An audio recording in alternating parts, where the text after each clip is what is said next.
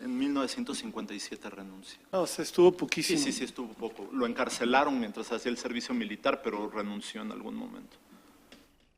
Gracias. ¿Alguna otra sobre Adonis?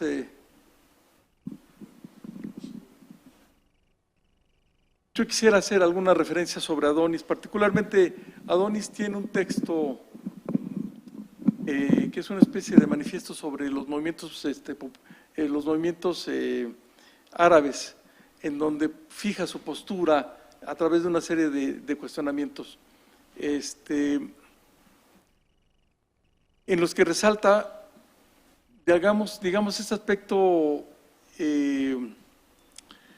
paradójico de ser, con lo que concluiste tu intervención, de haber sido un escritor revolucionario que estaba abiertamente por una apertura y sobre todo un laicismo. Sin embargo, en su postura más reciente hay un cuestionamiento abierto sobre digamos, yo diría, apresurado sobre el resultado de los movimientos populares árabes. No sé qué opinas al respecto. Sí, bueno, es que yo me centré mucho en la crítica que le hace Samah Idriss y en general la crítica libanesa y siria, en Líbano y en Siria, ha sido muy hostil hacia Adonis también por cuestiones políticas, ¿no? Muy internas, ¿no? Hay que matizar que Adonis no necesariamente, más bien tomó una postura muy moderada y muy congruente con su esquema, pues. El problema fue que en el momento, sobre todo en el inicio de las revueltas, no hizo una condena explícita. Escribió una carta abierta al presidente, al Assad, donde entre otras cosas que resultaron muy controversiales, lo reconocía como presidente electo, que pues no eran cómodas para la intelectualidad de izquierda y mucho menos para la oposición siria, ¿no? En el caso de las revueltas ha hablado muy en general, no ha dado ningún tipo de... Su columna, que además ya es muy vieja, ya tiene como 10 años en esa columna, no ha dado ningún tipo de análisis concreto, siempre son estas generalidades, donde habla de la laicidad, la revolución no está siendo laica, no va a haber una división de poderes, la revolución está condenada al fracaso, una visión muy pesimista, pero al mismo tiempo muy poco, bueno, en mi opinión, muy pobremente argumentada, muy bellamente escrita, pero extraordinariamente tendida hacia las abstracciones, ¿no? Sin ningún tipo de análisis político, y eso a la gente que está, bueno, dada la envergadura de Adonis, como si estuviéramos hablando de Octavio Paz, algo así, ¿no? Es muy chocante, ¿no? Sí, yo te invitaría a que después, consideraras ya en la redacción de un artículo esta parte que hace concretamente sobre su opinión particular sobre los movimientos árabes, que es un texto que fue traducido al español, está en árabe, se puede cotejar, y es una posición muy particular la que presenta, y yo creo que nos daría mucha idea de la posición de Adonis como intelectual y como un activista político, entre comillas. Ok. Sí, profesor. Segundo eso un poco, yo no sé ahora, pero recuerdo que varias de las familias que establecieron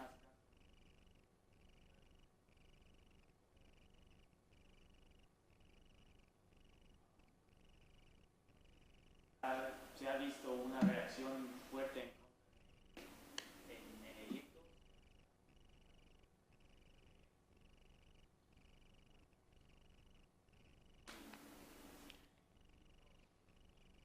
¿Explica ahí o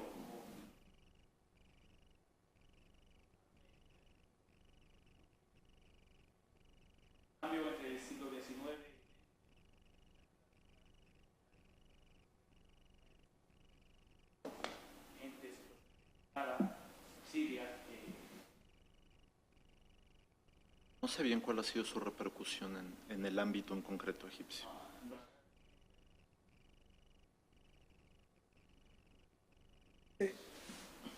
Ay, perdón. Sí, Gracias.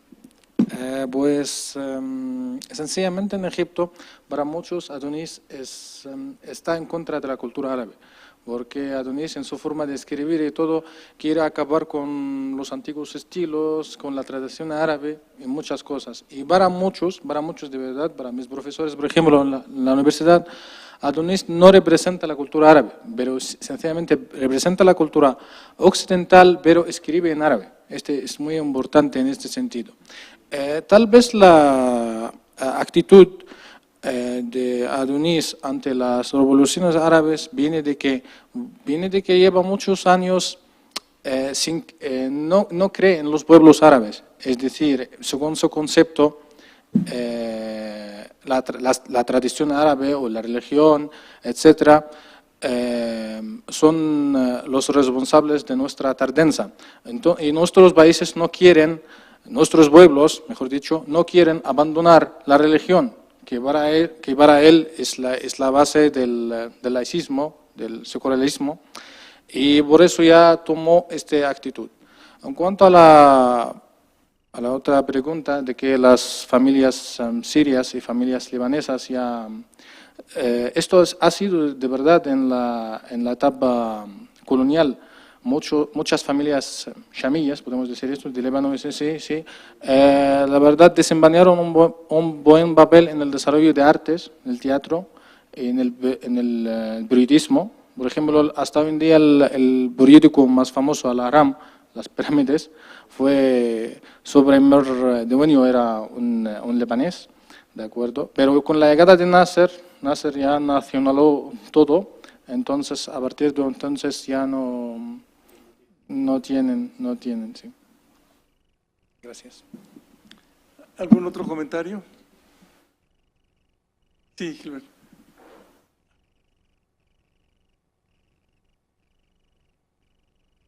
Tal vez lo debería hacer en privado, pero es sobre las encuestas. Yo creo que es serio el Pew Center, ¿no? Pero luego es muy difícil hacer encuestas y las metodologías no siempre son muy consistentes. Por ejemplo, comentábamos hace rato por acá la cosa esta de qué prefieren, si democracia o estabilidad, ¿no? Y cuando hacen la pregunta directa el resultado es uno, y cuando ya la hacen en contexto de otras cosas el resultado es muy diferente. Entonces, creo que pueden tener algún valor indicativo, pero hay que tener mucho cuidado y tomarlas con pinzas, creo yo, ¿no? En general, lo pienso para México, pero lo pienso también para México igual y peor, ¿no? Pero claro. Bueno, yo también coincido contigo en eso, de que las encuestas sí hay que tomarlas con bastante cuidado. Primer lugar, bueno, primer lugar radica en cómo se formula la pregunta. Muchas de estas preguntas son muy abstractas. Por ejemplo, ¿qué prefieres, democracia o liderazgo fuerte? Y efectivamente, como mencionabas, en algunas pareciera que hay contradicciones, o más bien hay contradicciones. Otro punto también es que el entrevistado frente al entrevistador se transforma, es otra persona, hay coacciones, independientemente de que sea un sujeto frente a otro sujeto que nunca más se volverán a ver en la vida, pero no por eso deja de haber una coacción para que la persona responda de una u otra manera. De hecho, en donde más se ha identificado este tipo de sesgos es, por ejemplo, en el caso de Palestina. Se les hace una pregunta respecto a cuál es la opinión de Hamas, si más favorable a Hamas o al Fatah, y a mí me sorprendió ver que era mayoritariamente favorable al Fatah que a Hamas. No me sorprende en el sentido de que, bueno, las simpatías hacia Hamas se mantienen más en un nivel infra, no se expresan públicamente, y tiene que haber ciertos niveles de confianza para poder transmitir lo que realmente se piensa, lo que realmente se cree. Entonces yo sí también coincido con eso, pero me parece, me parece importante poder buscar un mecanismo para poder conocer cuáles son las percepciones sociales respecto a ese tipo de movimientos.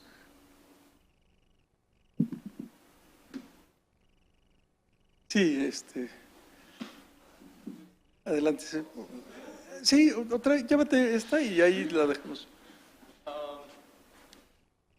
Quería preguntar, sobre todo para Abdulrahman, ¿cuál crees que sea el papel que va a jugar la Universidad de Al-Azhar en todo este proceso social? Que digo, la universidad no es cualquier universidad, ¿no? Es de las más importantes. ¿Cuál va a ser el papel que va a jugar o que está jugando en este momento como institución? Pues, según yo entendí la pregunta, ¿qué papel va a desempeñar la universidad, ¿no? A nivel social? La Universidad de Al-Azhar. Pues la Universidad del Azhar no, es como todas las partes del pueblo egipcio, está ahora mismo dividida, de que sencillamente la administración, el jeque del Azhar, Ahmad al-Tayyib, el gran jeque del Azhar, está al lado del Sisi. Y en el día del golpe de Estado salió en la televisión detrás del Sisi, como en una señal de aceptación o bendición religiosa a la intervención militar del ejército. Pues ahora mismo la universidad está dividida. Los estudiantes diariamente están en protestas, revueltas, a veces ya hasta ahora ya casi más de 1000 estudiantes fueron detenidos por parte del ejército. Y la verdad, ahí diariamente hay un conflicto y se convirtió ahora hacia más violencia. Es decir, es conocido, por ejemplo, doctor fulano, está Bruce Sisi, o está hablando mal de la hermandad en sus clases, pues los estudiantes le esperan fuera de la universidad o le queman su coche. Cosas así pasan, de verdad, ya sabes. Porque yo, por ejemplo, personalmente estuve ahí un día para documentar mi título y nunca me olvidé de este día. Los estudiantes en ese día pudieron dar una baliza fuerte a la policía. La policía entró en la universidad, en el campus, para detener las manifestaciones, pero los estudiantes pudieron ya dar una baliza a los oficiales, hasta les quitaron las armas y salieron corriendo. Y imagínate cómo ha sido la respuesta.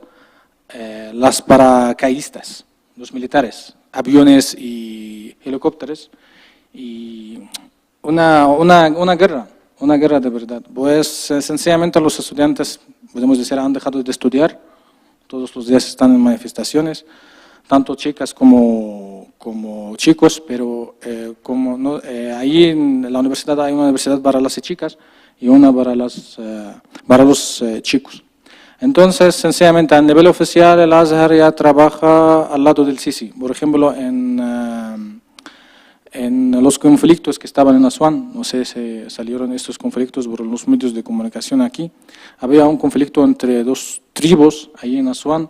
El jeque del Azhar se fue ahí para solucionar el tema de una manera tradicional o de una manera foral, porque ya el ejército no puede intervenir, porque Asuán está muy lejos y además son tribus del Alto Egipto, donde predominan ahí las tradiciones y las costumbres rurales y tienen mucho armamento. Pues en un intento para detener el derramamiento de sangre, se fue para solucionar el tema así, como figura religiosa. Pero al contrario, hay mucha gente que está en contra de él y él anda en la ciudad o en el país generalmente rodeado por una enorme fuerza militar para protegerle, claro, ¿ya? Esto es. Otra pregunta. Antes de concluir, a propósito de las encuestas,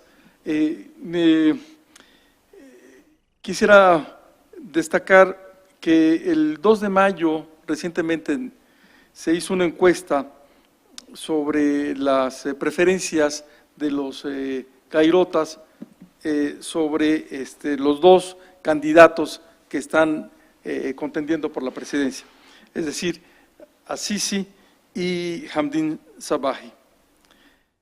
Según la encuesta realizada por el Ibn Khaldun Center for Development Studies, el 84% favorece a Sisi y solo el 16% a Hamdin Sabahi. Es decir, las encuestas, en ese sentido habría que contrastar también las encuestas de la anterior elección, en donde el que estaba a la cabeza, que era Amru Musa, quedó finalmente en cuarto lugar, cuando Mursi ni siquiera figuraba. Entonces, bueno, las encuestas tienen este aspecto aleatorio, un poco fortuito, que algunas veces indican una tendencia.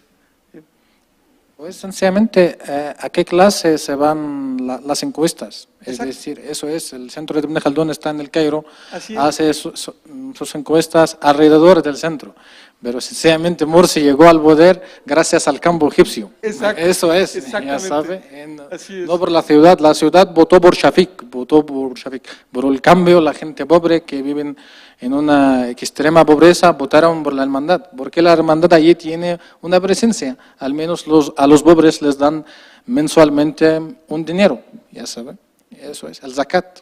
Exacto. Bueno, con esto cerramos, con este comentario cerramos nuestra participación.